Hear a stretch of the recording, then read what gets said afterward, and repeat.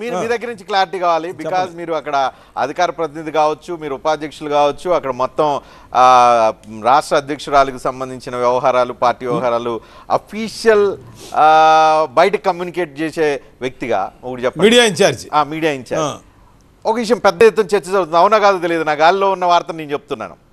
పవన్ కళ్యాణ్ని ముఖ్యమంత్రి క్యాండిడేట్గా అనౌన్స్ చేసి చిరంజీవికి రాజ్యసభ ఇచ్చి, ఆల్రెడీ పద్మవిభూషణ్ వచ్చింది, రాజ్యసభ కూడా ఇచ్చి పవన్ కళ్యాణ్ని సీఎం క్యాండిడేట్గా అనౌన్స్ చేసి బీజేపీ జనసేన కలిసి మాత్రమే ఎన్నికల్లోకి వెళ్ళాలని ఒక ఆలోచన భారతీయ జనతా పార్టీ చేస్తుంది అని అంటున్నారు. నిజమా కాదా నాకు తెలియదు, గాల్లో ఉన్న వార్త చెప్పాను.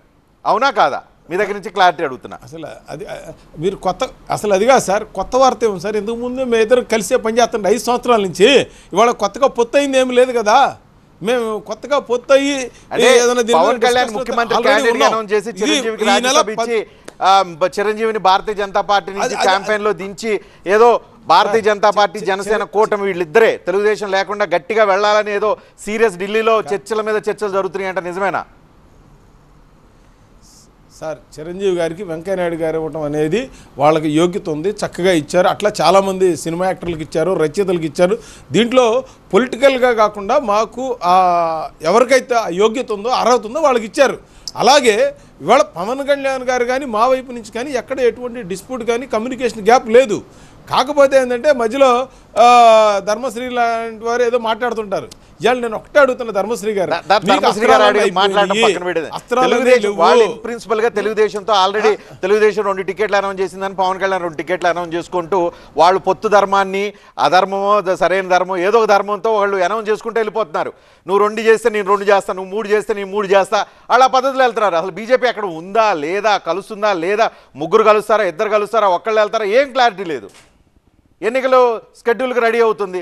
ఫిబ్రవరి 15 తారీఖు తర్వాత ఏ రోజైనా షెడ్యూల్ రావచ్చు అంటున్నారు.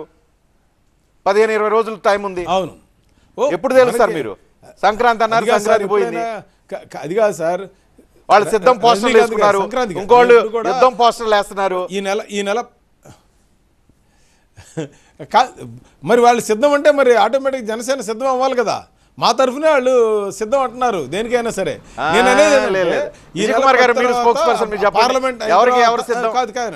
సిద్ధం ఎవరితో? బీజేపీతోనా లేకపోతే ఉమ్మడితోనా లేకపోతే తెలుగుదేశంతోనా? ఎవరితో సిద్ధం మీరు? రజనీకాంత్ గారు చాలా క్లారిటీగా మేమైతే ఒకటే చెప్తున్నాం, బీజేపీతో పాటు మేము ఉన్నాం.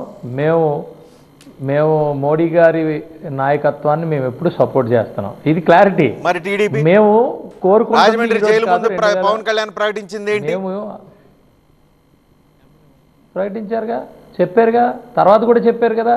నేను వివరించాను, తెలుగుదేశంతో పాటు వెళ్లాల్సిన పరిస్థితులు ఉన్నాయని చెప్పి వివరించాను, పరిస్థితులు వివరించాను, అన్ని కూడా చెప్పారు కదా రజనీకాంత్ గారు.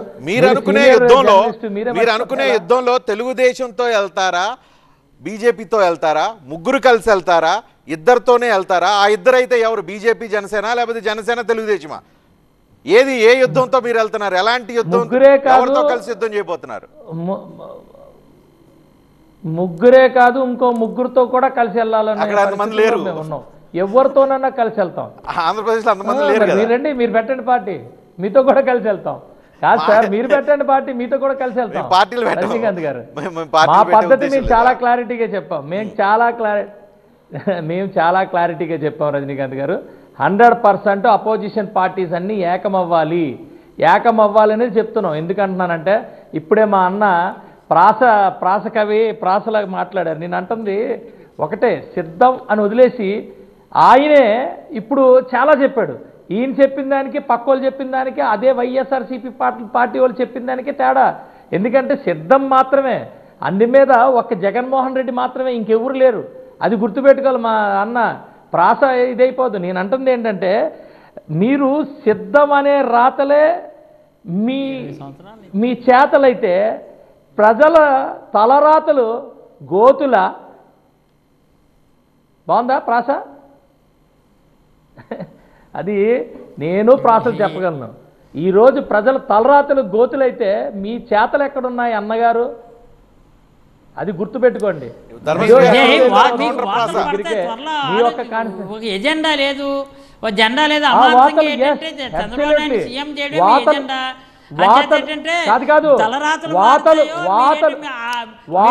గోతులో మీరే పడతారు. మీకు వాతలు ఓట్ల రూపంలో ప్రజల తాలూకు ఓట్లు అనేది ఏంటంటే మీకు వాతలు పడతాయి, ఆ ఓట్లు మాకు పడతాయి, వాతలు మీకు పడతాయి. ఒక మాట సందర్భోచితంగా ఉండాలి. ఉండన్నా తాతలు మూతులు నేతలు నాకారని మూతులు నాకమని చెప్తే మీకు వాతలు కాదు, వాతలు మూతులు వాస్తాయి. అది కూడా చెప్తున్నా. ప్రజలు పెట్టే వాతలు వైఎస్ఆర్సీపీ మూతులు రాస్తాయి. నాకు ప్రాస మీద అంత ఇంట్రెస్ట్ లేదు, కానీ నీ అంత ఇంట్రెస్ట్, నేను అంత ఏదో జస్ట్ నేను నీ వెనకాతలే నీ కుటుంబంలో కాదు దేనికి సిద్ధం కాదు దేనికి సిద్ధం చెప్పండి. ఇప్పుడు మాట్లాడతా దేనికి సిద్ధం? ఆంధ్రప్రదేశ్ రాజధాని లేకుండా చెయ్యడానికి జగన్ రెడ్డి మళ్ళా సిద్ధమా? ఆంధ్రప్రదేశ్ రాజధాని కాదు ఆంధ్రప్రదేశ్ నేను అడుగుతున్నా, ఆంధ్రప్రదేశ్కి రాజధాని లేకుండా చేయడానికి జగన్ రెడ్డి సిద్ధమా? మళ్ళీ సిద్ధమా? మహిళలపై లైంగిక దాడులు పెంచడానికి జగన్ రెడ్డి మళ్ళా సిద్ధమా? మిగిలిన రోడ్లు కూడా లేకుండా చేసి గుంతలు చేయడానికి జగన్ రెడ్డి సిద్ధమా? సాగునీటి ప్రాజెక్టులు నిర్లక్ష్యం చేయడానికి జగన్ రెడ్డి మళ్ళా సిద్ధమా? నేను అంటున్నాను రాష్ట్రంలో నిరుద్యోగం పెంచడానికి జగన్ రెడ్డి సిద్ధమే. అది కాదు రేపు దాడులు చేయడానికి జగన్ రెడ్డి మళ్ళా సిద్ధమా? జగన్ ఇసుక దందా చేయడానికి జగన్ రెడ్డి మళ్ళా సిద్ధమా? నేను అంటున్నా కల్తీ మద్యంతో ఇల్లు ముల్లలు చేయడానికి జగన్ రెడ్డి మళ్ళా సిద్ధమా? దేనికి సిద్ధం? ఎవరి మీద యుద్ధానికి సిద్ధం?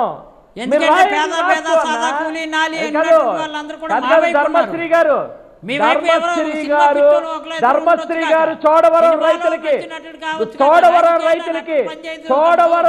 తరఫున నేను అడుగుతున్నా. ధర్మశ్రీ గారు గౌరవ శాసనసభ్యులు చోడవరం నియోజకవర్గం ధర్మశ్రీ గారు నేను ఒక్కటి అడుగుతున్నా. ఏది ఉత్తరాంధ్ర సృజల స్రవంతి? ఏది ఉత్తరాంధ్ర సృజల స్రవంతి? చెప్పండి, చెప్పి అప్పుడు మాట్లాడండి. ఏదో మాట్లాడిన కాదు, మీరే మీ వాయిస్ తోనే మీ రికార్డింగ్ మీ సోషల్ మీడియా కాదు మీ సోషల్ పొత్తులు చిత్తులు కాదు. మీరేం చేశారు 5 సంవత్సరాలు? మీరేం చేశారు 5 సంవత్సరాలు? గాడిదలు కాశారా? మీరేం చేశారు? గాడిదలు కాశారా 5 సంవత్సరాలు? 2019 నుంచి గాడిదలు కాశారా 5 సంవత్సరాలు? 2019 నుంచి 2024 గాడిదలు కాచారా? గాడిదలు కాచారా? నేను అడుగుతున్నా, మీరేం చేశారని అడుగుతున్నా. మీరేం చేశారన్నా అన్న? డైరెక్ట్ గా చెప్పు. నువ్వు ఒక పార్టీ, నేను ఒక పార్టీ. నీ నాయకుడి నిజాయితీయా, నా నాయకుడి నిజాయితీయా?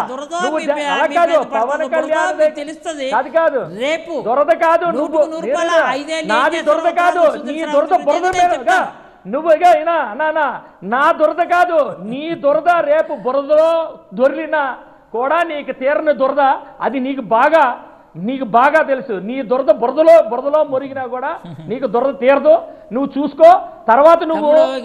ఎందుకంటే కనీసం ఇప్పుడు అసెంబ్లీకి వెళ్ళి నీ ప్రాంతంతో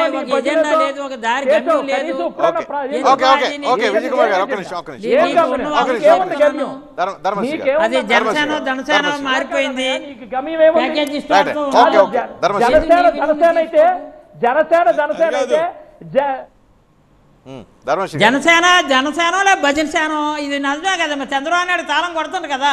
దట్ ఈస్ కాల్డ్ భజన సేన, నథింగ్ బట్ జనసేన, అంతే. పాదూర్ గారు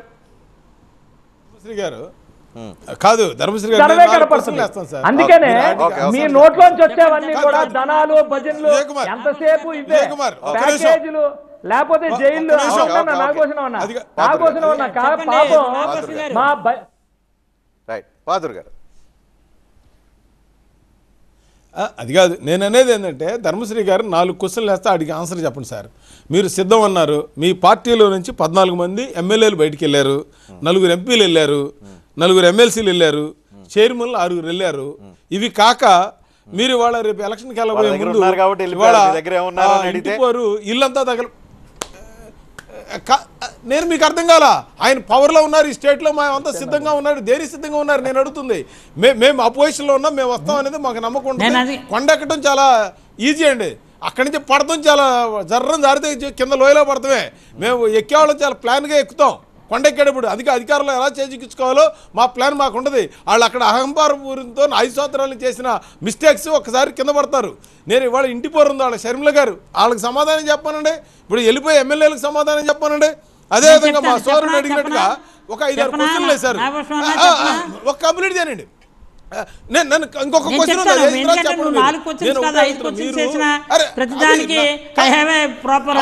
అవనండి, 4 అవనండి, 4 అవనండి. మీరు ఇందాక చెప్పారే మా మద్యపాన నిషేధాన్ని, నేను వీడియో ప్లే చేస్తాను, ఒకసారి చూడండి. ఆ వీడియోలో విడతల వారీగా పూర్తిగా నిషేస్తానని చెప్పారు. అంటే బెల్ట్ షాపులు లేవు, ఏమీ లేవు, అది కాదు. ఏ మొహం పెట్టుకుని ప్రజల దగ్గరికి వెళ్తారు రజనీకాంత్ గారు? వీళ్ళు చెప్పండి, ఎందుకు బయటకు వెళ్ళారో నేను చెప్తున్నాను. ఈరోజు ధైర్యంగా ఏ మాటకి ఆ మాట మనం చెప్పుకోవాలి. మా గౌరవ ముఖ్యమంత్రి జగన్మోహన్ రెడ్డి గారు 6 నెలల నుంచి ప్యూర్లీ ఇండికేషన్ ఇచ్చారు.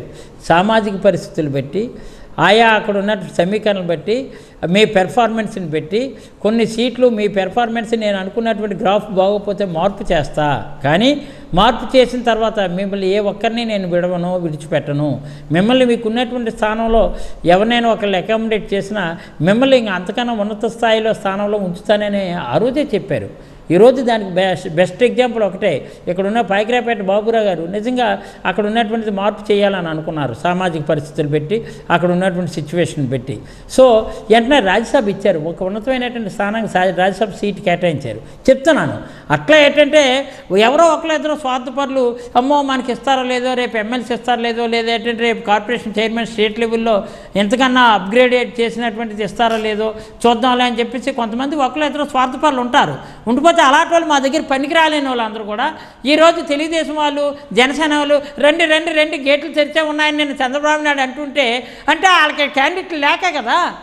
క్యాండిడేట్ లేక మా గేట్లు ఎప్పుడు మీకు తెరిచే ఉంటాయి, మిమ్మల్ని ఆహ్వానిస్తున్నాం, గేట్లు తెరిచే ఉన్నాయి అంటే వాళ్ళకి ఎక్కడ ఎంతవరకు అంటే క్యాండిడేట్లు కూడా 175 పెట్టుకోలేని పరిస్థితులు వాళ్ళు ఉన్నారు. ఈరోజు మాకు ఎక్కడంటే అక్కడ పోటీ చేయడం కోసం ఒకరిని మించినటువంటి నాయకత్వం మా దగ్గర ఉంది. మీరు చెప్తున్నారని నేను చెప్తున్నాను. ఇంటి పోరా అంటున్నారు మీరు, ఇంటి పోరా అంటున్నారు. మీకు ఇంకో విషయం, మీరు ఎన్నాళ్ళు బట్టి ఏదో ఆశ పెట్టుకున్నారేమో. ఇక్కడ ఉన్నటువంటిది గౌరవ ముఖ్యమంత్రి జగన్మోహన్ రెడ్డి గారు ఆయన సొంత ఇమేజ్తో ఈరోజు, ఎందుకంటే రాజశేఖర రెడ్డి గారు లెగసీ 2014లో ఆయన ఉపయోగించుకున్న తర్వాత రావడం నిజం. ఈరోజు రాజశేఖర రెడ్డి ఆశయ సాధన కోసం వైఎస్ఆర్ కాంగ్రెస్ పార్టీ ఏర్పడ్డది. ఈరోజు కుటుంబ తగాదాలు పెట్టి, కుటుంబాల్లో కుయంత్రత్వాలతో నియంత్రణతో ఏదో రకంగా మీరు ఏంటంటే కుటుంబాలు చేర్చి కుట్రలు కుతంత్రాలతో చేసిన